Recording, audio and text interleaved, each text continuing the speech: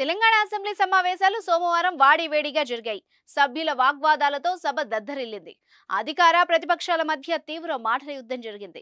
హరీష్ రావుపై కోమటిరెడ్డి రాజగోపాల్ రెడ్డి ఆసక్తికర వ్యాఖ్యలు చేశారు.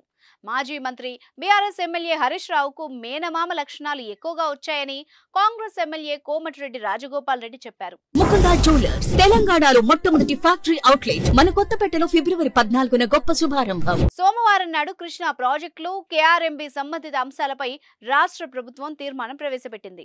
ఈ విషయమై సభలో అధికార విపక్ష సభ్యుల మధ్య మాటల యుద్ధం సాగింది.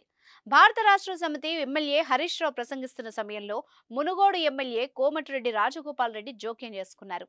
బీఆర్ఎస్ పై విమర్శలు గుప్పించారు. తెలంగాణ పదం మీ పార్టీ నుంచి తొలగించినప్పుడే మీ పార్టీ పని అయిపోయింది అన్నారు. టీఆర్ఎస్ ఎప్పుడైతే బీఆర్ఎస్ అయ్యిందో అప్పుడు ఆ పార్టీకి నూకలు చెల్లాయన్నారు. ఉమ్మడి ఆంధ్రప్రదేశ్ రాష్ట్రంలో కంటే కేసీఆర్ హయాంలోనే ఎక్కువ అన్యాయం జరిగిందని కోమటిరెడ్డి రాజగోపాల్ రెడ్డి ఆరోపించారు. సాగునీటి ప్రాజెక్టులపై ఇవాళ అసెంబ్లీలో చర్చ జరుగుతుంటే ముఖం లేకనే మాజీ మంత్రి జగదీష్ రెడ్డి ఇవాళ అసెంబ్లీకి రాలేదని ఆయన విమర్శించారు.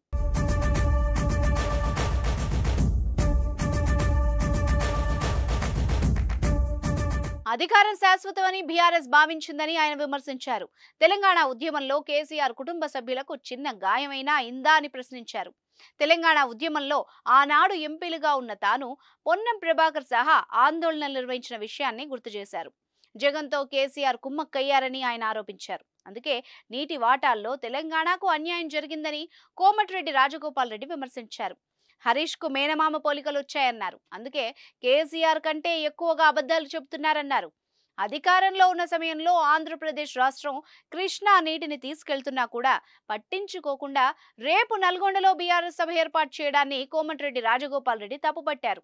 అందుకే మొన్న జరిగిన ఎన్నికల్లో ఉమ్మడి నల్గొండ జిల్లాలో కాంగ్రెస్ పార్టీకి ప్రజలు 11 అసెంబ్లీ సీట్లు కట్టబెట్టారన్నారు.